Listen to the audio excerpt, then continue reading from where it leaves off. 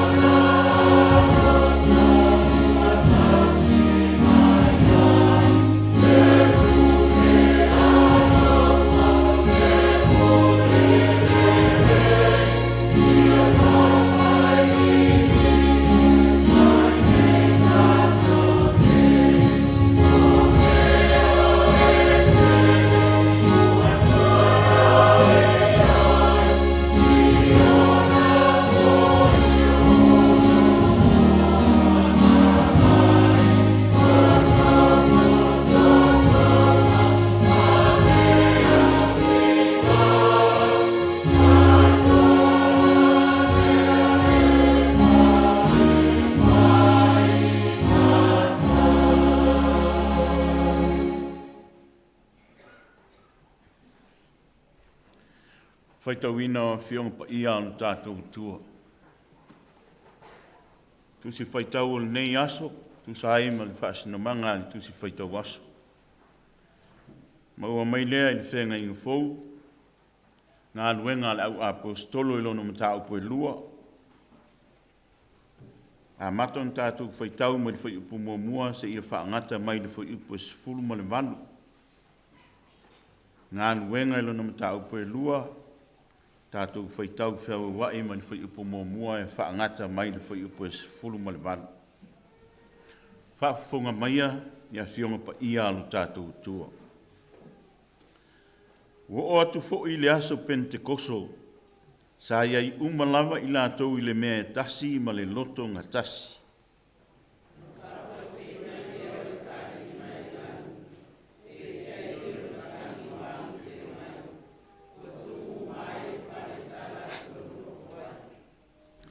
Wai loa fo ia i lātou o lau whaiva peise i o le afi ua vai ina.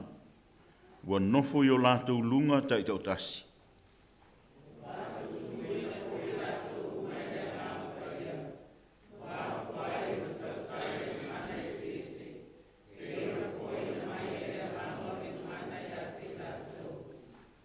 Sāno nofo i Jerusalema tangata Iuteia, e ua māta tau i le tua, mai nu umalawa le lalolangi.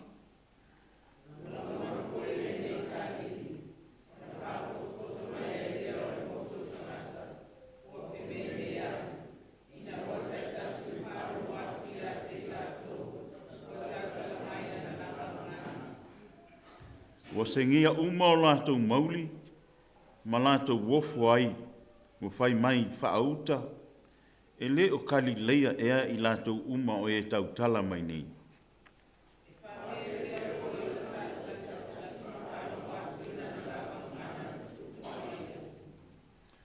O pātia ma me tai, ma e lama ma i lātou o nofo i Mesopotamia, ma i Uteia ma Kapatokia, o i pono ma Asia.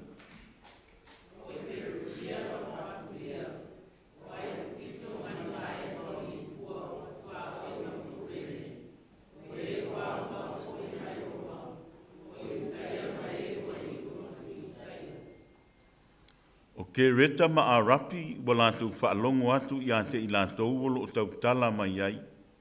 Lo tau tala mai i a tātou lavanga ngana i wāwenga o le atua.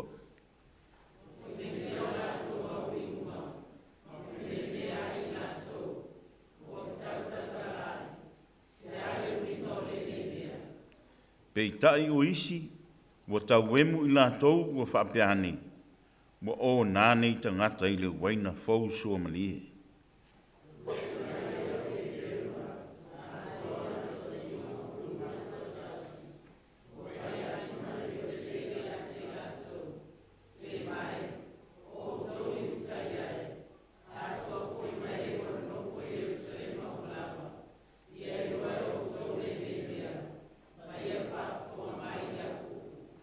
A wawale o nānei tangata.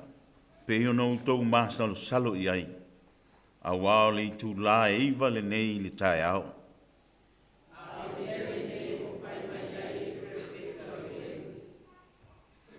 O na aso e ngata ai, o lo whaapea mai ai, o lo whaapea mai le atua, e iu ina o li lingi i fuai lo ua nganga i lunga o tangata umalawa.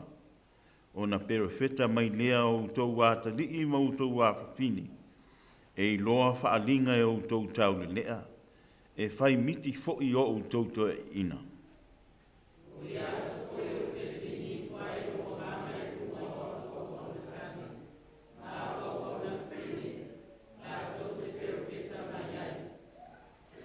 Whaamanuia mai lea tua i tātou whaalongolongo, ma whai tau ia nā whionga pa ia. Ma ia tū maua tu pē ia te ialona lava vi inga, nei si i o le whaavavau. Tātou toi vi ilvi ingo le tua e se lauma leiva. Se lauma leiva le vi ingo le tua tātou toi pese ai.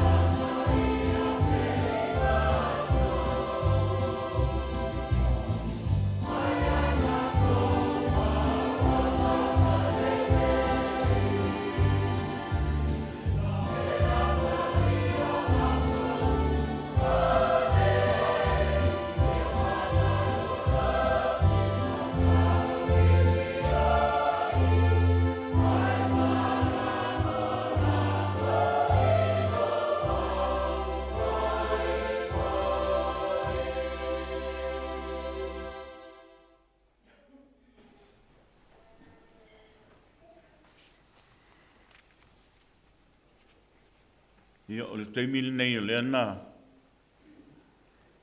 Hautua mai ai au le tātou tamawhai te au. O loo iai alu le tātou I kālesia o loo whapeo na sauni malanga mo latou pese pesenga. Ia ma o loo ao ina I tua le tātou o wai le loto malie Fesoasoani I mo alum whanau ia. Ia o I lātou nei o leua na whaatonu mai el tama. Ia o leua umana lātou lo le la au mai mai lava noa e uso tuai sa lātou pese iluma nei. O sunga ia Nathan, ia o Puni, o Anita, ia mantamaita Utilian. Ia lewa la au tuai I le vaenga lea na sauni mai e usu sa lātou pese. Ia o Lotu taimi lea.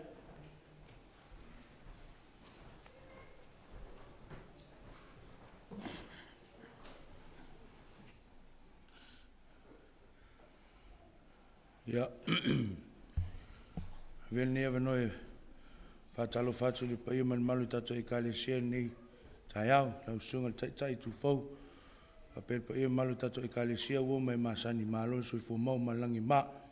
To all our one non-speaking Samoans here today, I'd like to welcome you all to our congregation this morning and a bit of a background of the choir that myself and my sisters here are a part of. And for the sake of Samoan Language Week, I will be saying it in the beautiful language of Samoan.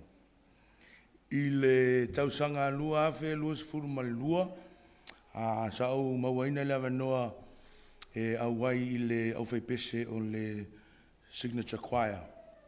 O se au whaipese na whatu ina mo tangata Pasifika o loo au mau I tutonu o Wellington. I le amatanga o le au whaipese. Sa whaapitoa o na lato fia ina pa sese o Vaameli. Ina ua taunu umai I Wellington. Ele I lewa talu na amata le ngā luenga. Ale au whaipese. Ai maua lo le isi awanoa tāua ngā lulue whaatasi e tātou au whaipese o le signature choir. Whaatasi ai male New Zealand Symphony Orchestra. Tusalao se tasi o orchestra lau I loa I le lalulangi. O le taimi mua la le ua mawhai eise au whaipese Pasifika o na tu whaatasia se whaafianga po se konseti ma se orchestra.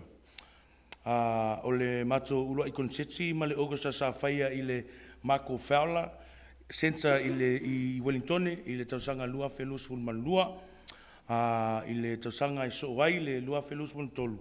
Le mato malanga atua I au kilani ma whaafiafia I le Spark Arena. O le masina o Februari le tausanga nei, sa tatala I le avanoa mo nisi sui fau o le au whaipese.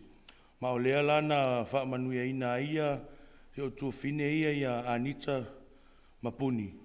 Ia maua vei la ua ma sui fau o le au whaipese ma whaalave ia tia. I lea lava masina, na toi whai ailisi matou konseti I le Spark Arena I lunga I au kilangi. Ma o lea na matou ngā lunui whaatasi ai masui e to a fast fulu mai lunga. Ina ia mau ai se au whaipese e to a se lau ona o le Spark Arena, o le nofuanga e pito te le I tutono New Zealand. Ma e silia ma e se fulu lua afe tangata le au whae ma whaiona no foi il nei nofuanga. O le aso se fulu fitu o le masina nei, o le amato tu uai New Zealand, ai malanga atu I Sydney. Awa le mato wha moi le Sydney Opera House. Ua iai le wha moi. O le amato wha fia mo po e lua I le neino whanga. Ma o le amato ngā nui wha tasi fo I matangata e to o whaas fulu mai le au whaipese I Sydney, Australia. Ina ia mau aise au whaipese e to e se lau mo lea wha moi. E longona lava lea nganga o le fia. Awa ua mwhai ona tato maua se awanoa wha penei e wha fia mo tato a inga mo o lo wha talitani mai Australia. a mātou toi taliu. O le a whaia mātou konseti muli muli i le aso lus fulu wha ma le aso lus fulu lima o Iulai i Michael Fowler Center i Wellingtone. Mo e o loo fia awai e mai moa. Ia o le ala whailo atu se taimi o Iluma. Nisi o vaenga tā ua mo pepa urufale.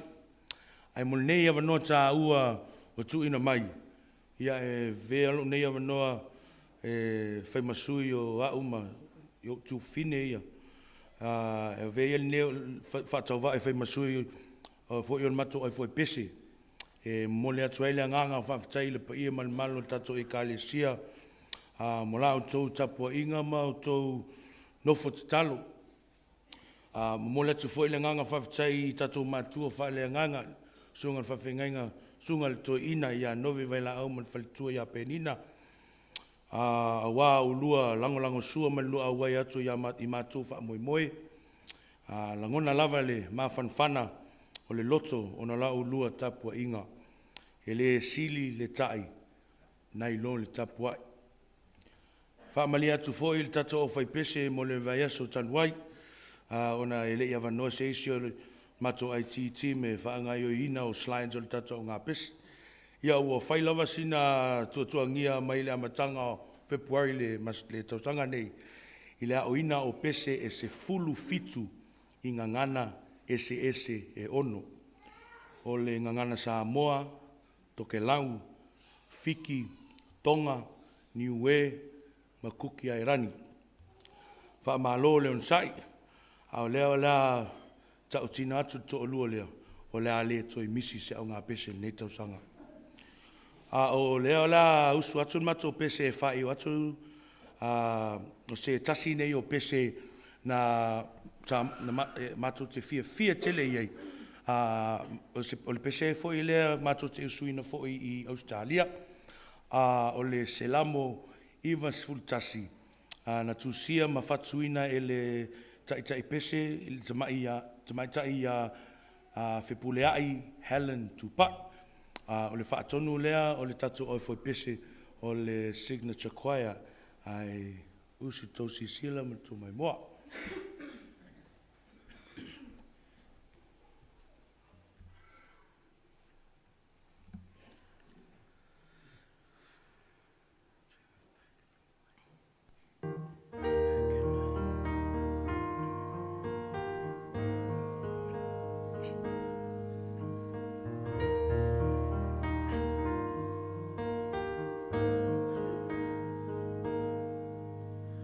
Oh,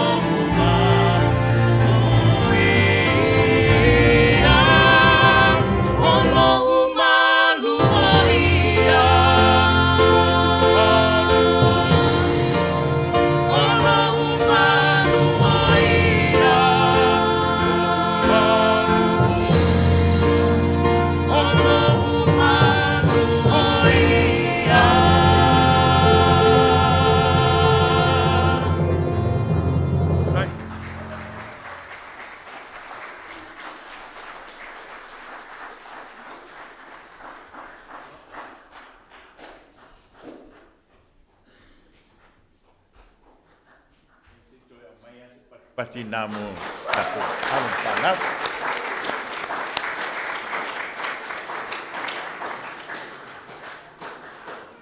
Ia toi whamanatu tuai tātou kalesia, tātou o mātua, tātou te langorango ai tātou whanau. Mo i tātou lai le i wangalo ia i tātou, lai ao tātou Fesoasoani tua i le komiti. E Fesoasoani i pāsese ma pocket money mo tātou i alom whanau ma tātou le la aoi. I tauwanga i o ai ma pesepesenga.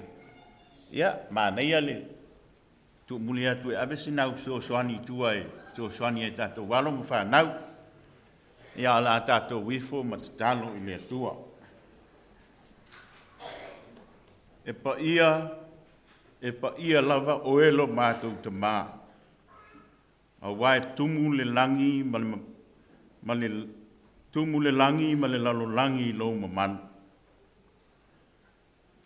O lea tua oe mai le vavau e o le whavavau. E pule ao fo i oelo mātou te mā.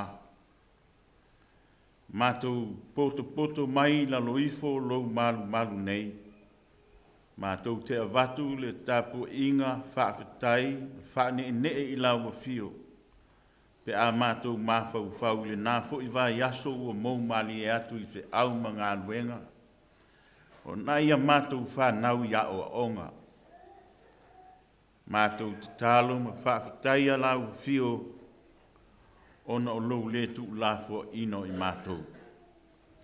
Sa mātou vao ese le tele o taimi, ia o le nei foi ua e toe tai mai i mātou i lalo ifo lo malu, i la mātou tapo inga. Mātou whaafitai, ona o ala ese o lo wanga le lei mo i mātou. Whaafea ngai pēr i mātou ma pōpua ngā ma whaingatā. Ia e mātou te vivi i lau fio. Ona e le ai lava ma stala vale o whaalongo ina wa na o le leo le fia. Wa e whaia pēr mea sili mātou te oli ma fia ai. Mātou whaafitai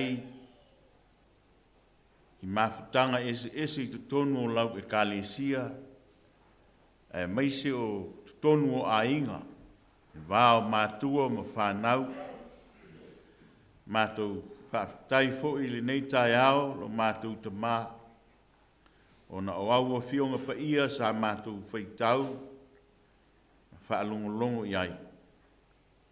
Whaafitai le au ai mai o lo nganga pa ia, tau to'o luaina i mātou lo mātou vai whale nganga. Iai fo'i taimi mātou te vai, ma mātou la ngona ai lo mātou whaatamana. E maisi o le tele o mātou se ma ngā sala ua whaia. Ia ele o vea lava, se mea tasi o ia mea maala e tā fia ai lo wanga le lei, ma au whaamanuianga mo i mātou. Whaafoi atua i pēle vi inga i lawa fiolo mātou ta mā. Mātou te whaafitai, sili mea umalava o na o lau whaalatanga i ale ni maliu o Jesu Keriso lo walupele. Ai maise o lona toi soi fua manu mālo mai le oti ma le tuunga mau. Ua mātou mauti noa ai. E lei uvale lo mātou wola whaatua i ate oe. A ua maa e ona e Saunia, le no fuanga tu mau mo i mātou whaatasi malau fio i lo mālo e whaavavau. Pe a whai mātou te whaatuatua ma tu mawai. Ia tu mawatu i lau fio le vi inga le whaamanu ma le whaanitanga i leo noa e whaavavau. Mātou whaatu ese, ona o le tele o a mātou wangsala i lo tātou bāwhenga iai. Lo mātou le wha maoni le tofi ma tiute o e tofi ma walawina ai i mātou. Le ngata i le avea i mātou ma taitai o a inga, le wāo mātua ma whanau, wa le whaialo mātou tiute e ao na whai. Tu sai o na mātou tau tino atu I lau fio, lo mātou walo lofa, ma tau sile leia mātou whanau. Pei tai o tō tele fo I mātou mātua, tele I nau mātou le wha maoni o mātou tofi matiute. Wha mangalo I mātou, ona o mātou tiute I to tonu whale whai ngā ruenga, tonu o ainga, tonu o onga. Le ai astasio I mātou e sao lele ma ato atoa. Tofu sia I mātou maang sala. Au a mātou te talo lo mātou atua. Wa na o le toto lava ma le maliu o keriso mātou te maangalo ai. O ani, mea ua mātou whaia wa a fia I langona ma whina ngalo nisi o mātou uso atangata. Wha maangalo mai mātou. Wha maangalo I mātou, ona o lo mātou pupui mea o le ola nei. A ua I titilo mātou wha atua tua I lau fio. Mātou te talo. Neli ia avea li maliu ke riso e whai maala mātou te maangano ai. Mātou te talo fo ima, wha leo I nātu nisi o mātou mana onga I lau fio. Malo mātou tali tonunga, a o le iai lavani upu I o mātou mutu. A ua loa na e si la fia o mātou mana tunatunga ma mea mātou te mana nao iai. A ua I mātou lava o tangata mana o lasi. Mātou te fia whai manuia, ai mātou te lealo lofa, ie o lo o mia la mātou Fesoasoani. A ua mātou te talo le li ie. Ia e talia mātou te talo. Mātou manatua ai a mātou te talo o mātou ainga tau ati ai. Ia whapeo na e whamanuia mai ia I mātou. Whamanuia fo I nei e kāleisia I komiti ma mafutanga ese o loo ati ai lau e kāleisia. Mātou te talo. Whaasino mai e lau fio ala e manuia ai mea ti na e ina o lau e kāleisia. Whaamanuia fo I komiti ese. Maise o komiti whaafoi o loo whaafoi ina te au mga wenga a lau e kāleisia. Mātou manatua ia mātou te talo I lātou uma o loo mamai te tonu o ainga maise o ai o ngase. Se e anga le lei ma whaamalo lo ia I lātou. Mātou manatua whaapitoa ai lo mātou tina ia lea ia e tuale pe iona mātou mauatala o lo whaapea o na ngase o ia o iai si o mātou o tunu o Samoa. Mātou talo I e hanga ni lei ma Fesoasoani o na tino maua le malosi ia whaapea o na maua pea whaamalo longa mai ante oe. Ia whaaloto te telefoi a inga ma whanau. Ia maise fo ile nei e kāleisia. Mātou te talo fo I manatua. No mātou te māwhai se au. To e ina ma palitua. O lo whawhia ngai fo I ma whai ngā malanga. Ina ona o nisi fo I o a inga o lo a fia. I lau wala au pa ia. Mātou talo ia maua. I la ua whamawhanwhananga I maise o a inga. I nā atu nuu I Australia. Se teimi o luma to e taliu mai, ia whaafua loa o awa lofa. Tai ma leo ma pui whai malanga, whai ngā malanga I to e taliu mai. Mātou whai loa I whaafua I pēlevi inga I lau whiu. Mātou te talo mua mātou whanau, ia I la tau lo mātou no nofo mau whaatasi. Ia au whaamanianga maua le poto mo le ata mai, ia o onga o lo whawhia ngai me I la tau, o whi au mga wenga e maise o tā leni. Ia mātou manatua fo ia mātou titalo, mātou whanau o lo tā pena i a lātou pesa-pesenga e pei o na mātou whaalongolongo ai.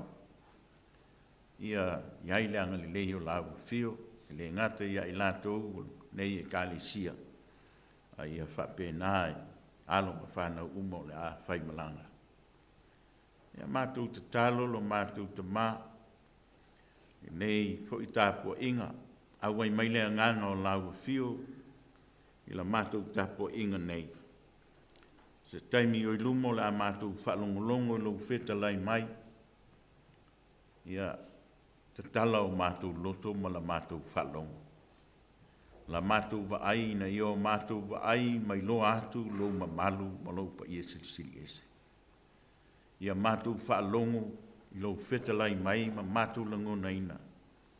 Ina ia lu i tau na i pēa o mātou wola tau tua ma le ola au auna i ate oe. Manuia la mātou whai ngā malanga i le nei tau sanga mā sino no tutoe. Ia iai le anga le leo lau fio lo mātou tua.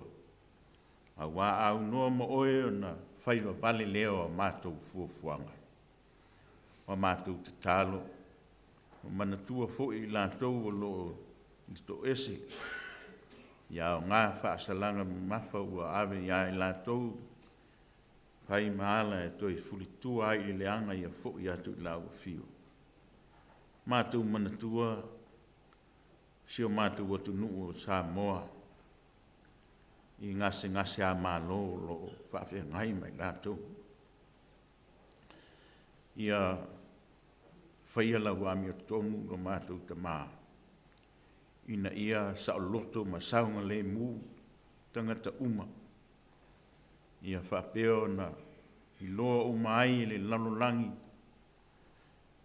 e whaavai lawa Samoa i lau fio. Mātou talo fo i mo le nei atu nuu, wa mātou no nofo mau, mātia e ai o mātou a inga. Ia e whamanuia i a inga te tasi. Whamanuia tāpua ia lau e kālisia i so se whata whai tāu langa. Ia alu male mana lau upu fole le nei aso. Ia nisi o a mātou te talo, a e anoa no ai o mātou mana onga. Le ma whai o na whaaleo i nātu i lau fio. Ma lo mātou te litronunga. Wa e si la fia ma natu na tunga uma i o mātou loto. Ia whaia pe i ailu whina ngalo pa ia lo mātou ta mā. E aua lava no mātou whaatau ana watu. Awa mātou te talo. E a lātou lava le suafu pa ia o Jesu lo mātou wali i ma whaola. Le wa o ao mai i mātou te talo. Lo mātou te mai o i rangi. Ia pa ia lo suafa. Ia o mai lo mālo. Ia whaia lo whina ngalo le lololangi pe whaia le ngalo. E wha i mai a te i mātou le asu nei a mātou mea ai tau ma le asu. Ia e wha ma te mātou ia mātou sau. E peio i mātou fui o na mātou wha ma ngalo i na atu. Ie wanga leanga mai i a te i mātou. Au fui te ina i mātou i wha so songa. A ia e lawe a ia i mātou ai le leanga. A wae o le mālo ma le mana. A toa ma le mi inga e wha mauna. Amen. La tātou toi vi inga o le tua se lau tōru sukun ma leiwa. Se lau tōru sukun ma leiwa le inga o le tua tātou te pesea.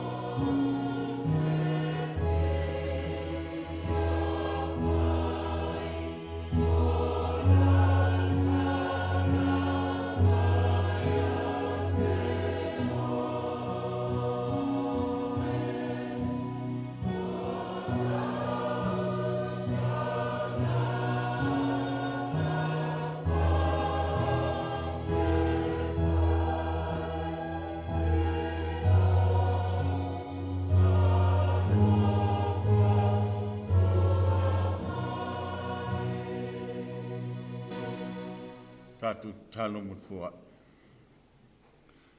O nisi e o a mātou tupe ua fua i atu i lau fiolo mātou ta mā. Wa nao ni tau langa a ele tusai. Pe a wha tusa i le tau langa tu tasi na e Sauniga mo i mātou. Mātou te talo no mātou te mā. Se i e whapa i eina li nei fuai. Whaatasi mo mātou ta ngata ang sala. Ina ia o mātou fia pea e fua i atu i lau fio. Wa nao ni vaenga i titi mai lau fua i tele mo i mātou. E mātou te atia e ai lau fe au ma lau ngan wenga le lumanai. Whamanuia i mātou umalawa e ale suafu pa ia o Jesu lo mātou wali i whaola. Amen.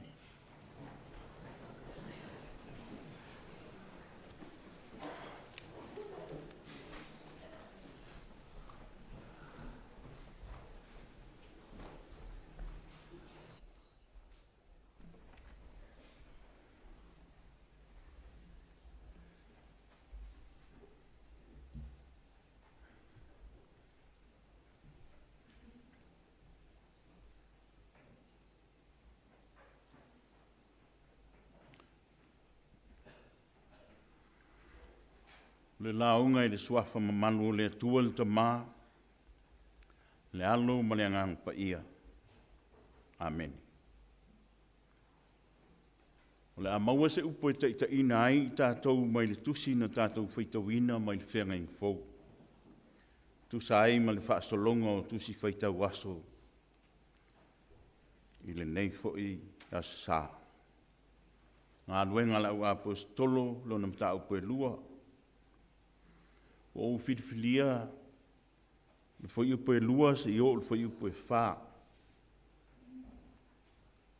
O nisi nei o upo o loo ua a vea mā tātou matua o te toi whaitauina e whapea. O na whaafua se i mai leo le taalili mai le langi, peise i o le matangi uangi tele mai. Ua tumu ai le whale sa lātou no nofo ai. Wai loa fo'i ai lātou lau whaiva afi, peise i o le afi ua vaivaina. Ua nofo i o lātou lunga taito tasi. Ua whaatu tumuina fo'i i lātou uma i le anganga pa ia. O na whaafua se i mai leo le taalili mai le langi, peise i o le matangi ua angi tele mai. Ua tumu mai le falsa, ua tumu mai le fale sa lātou no nofo ai. Ua i loa fo'i i lātou o lau whaiva afi, peise i o le afi, ua vaivaina.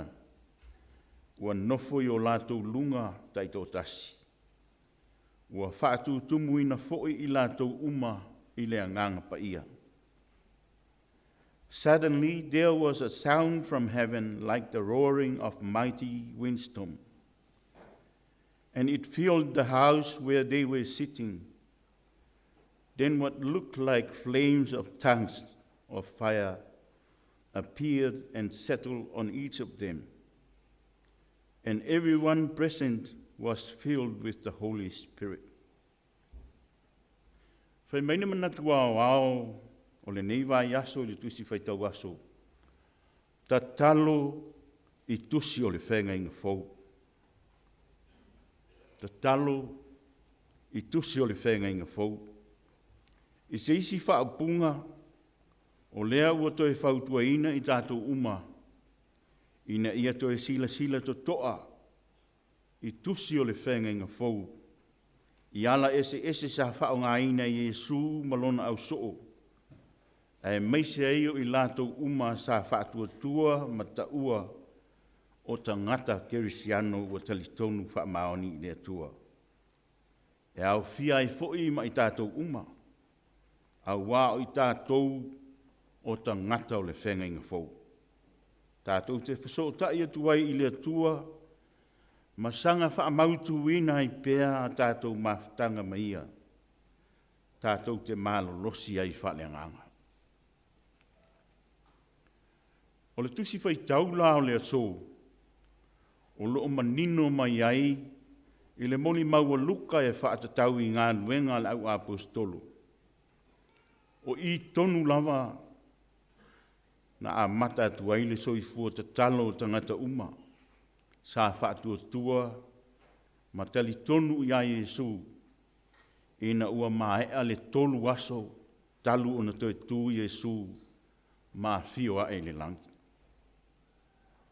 Na ia tau tino atu foi ia i lātou uma e whapea, i le whai upe walu o le mata upu mua mua, e maua e o tau le mana, pe a fio i fule nganga pa ia i lunga ia te utou. E whai foi o tau ma moli mau ia te au i Jerusalema, ma iu teia umalava. Ma Samaria, e o lava i le turu inga o le lalulangi. Before the ascension of Jesus, he promised his followers, "You will receive power when the Holy Spirit comes upon you, and you will be my witnesses, telling people about me everywhere, in Jerusalem, throughout Judea, in Samaria, and to the end of the earth." Ioe, o le tusi whai tau, fo i o le aso, o lo manino mai ai le whenga inga tuai, na pau lava i lātou, na lātou mawaina le mana o le anganga pa i o le atua, na o le au perofeta ma tupo Israelu. Ma i lātou uma na whina ngalo, ma whiliwhilia i le atua e pei o Mose, ma Iosua, ma isi. E meisi o le au osi taulanga e pei o le au Sālevi. Na o i lātou nā, sa whaapitoa na whaailoa ma i ai le atua. A whai fo i wa Iese mea e fia whaailoa i le atua, mō sona whina ngalo. O nā alu fo i lea o lewa a vea masui o le atua, i le no whaanga whaapitoa e pei o se potu, ia po se whale ie ua whaingoa ina o le mea e sili o na pa ia. E na o le atua lava ma ia, e whaailoa ni i ai le whina ngalo le atua. E tāpua i mamau atu le nuu. O na sau fo i lea o le ua avea masui o le atua i le nuu, ma whaailoa atu i a i lato. Ai le whaapena ina le au wala na o mai e Yesu i le whenga inga fau. Ina ua ia fio mai, ma whiliwhilia lona au soo. Ai sa ia o i lona au soo ina ia i loa ta talo. Ma ia whaamalusi au atu, o le tatalo, ma whaso o tai atu i le atua, ma tau tino atu i a te ia mea ua tātou vai ma mawhati ai. O ia, ua nā o ia lava tātou te mālo lo ma loto te tele ai. O loo manino mai fo i leo lua i fwoi upu o le mata upu e lua, o le isi leo winga o le upu Pentecost, o le aso na fua ina mai ai le atua le nganga pa ia mō tangata uma. Ia po o le 5 aso, talu o na uma le tausa minga o le paseka, o mea ai le whawhewhete ina.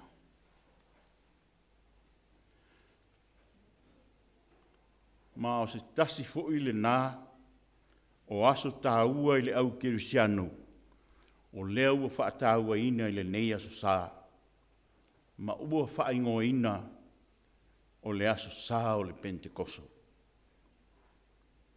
Ia po o le aso sā, na fua ina mai e le atua le nganga pa ia i tangata uma, wa le whaapitoa na o Jerusalema ma Iuteia ma Samaria, ai o lava i tolu ingo le lalolangi, e au fia i fo i ma Samoa, ma le lalolangi uma. Tātou te whaapitaia e fo i le alofa, ma le anga le leio le atua, o na o lona amane ia peo i tātou. E ui lava, ina o loo iai fo i o tātou vai vainga whaaltangata. E maise ai o ngase a malo, o na o le tuina nau lava, i le pule ma le pawa, e maise o le tuina nau i le oa ma le tamau a inga whale lalolangi. ai tātou te talo pēr i le mana o le anganga pa ia o le atua. Ua mawhai o na tātou maua. Ina ia whaatau nuu ai pēr e ia lana ami o tonu. Ma maua ai se nofo file mu o Samoa i le lumana. Mai le fo iupo iwa e o le fo iupo sfultasi. O loo whaai loa mai ai, pe a ma le sfulu fitu le whaai o atu nuu mai sa tai tu tonu, po atu nuu le Middle East. Whai mai le moni maua luka, o le taimi lava na awina i fuaile anganga pa ia ia i lātou uma na tali tonu, ma whaatu tua i le toi tū mai o Keriso. O i nā fo i nā fuai, o na lātou tau te tala mai ai, inga ngana ese ese. E le māsani ai. Whai mai nisi o upu māsani a la vea i le tu e pi aso ia, ia o aina iai. E le ilo fo i pēna wha sa mo ai nisi. E ua lātou le mālam lama ua ua telenga ngana ua lātou tau te tala ai. O le isi mea tā ua, o lea na mawhai o nei loa i le tusi whaitau. O lea whato a whaatau nu uina ai i le valo anga le perfeta o Ioelu. Mai le tila mo e valu se lautou sanga a o le i whanau mai le Mesia. Na valo ai elu e whapea le Ioelu e lua, fo i poe lua sul valu, ma fo i poe lua sul viva. Muli muli ane, e ui na ouli lingi, fuailo ua nganga i lunga i tangata uma. O na perfeta mai ai lea o tau wā talii ma o tau wā whawhini. E whai miti o tau to ina, e loa whaalinga e o tau tau li lea. O te lilingi fo ilo ua ngangai au auna ma au auna whawhine, i ia o na aso. Ai mo i tātou uma, ua soi fua maola mai le whenga inga fōu. Whai mai nisi o upo le apostolo Paulo, ua leo toi whaapitoa le ngā luenga le nganga pa ia na o iu taia po eleni. Ai mō tangata uma. Whai mai nisi o walo anga i seia ua lata mai le fionga le atua. O le nāua iau fonga. E te le toi whaatali i se isi e sau e whaamatala mai i ate oe. Ai se i vanga nā ai wa e le talia. Ia pa ua o le talia foi. Ia ona mamao lea mai tātou. O le ngā luenga le nganga pa ia, o le Fesoasoani i le ona le nganga pa ia. E ala i te talu. Vivi ma tau tala ai i asa uma. Lotu wha maa ngalo, wha maa oni ai sili le lofa. O na maua le i tātou le oli, ma wha manu yanga mai le atua. A wau o whapea lava o nā lofa mai o le atua i le lalulangi. Wa ia au mai ailo nā lupele tō tasi.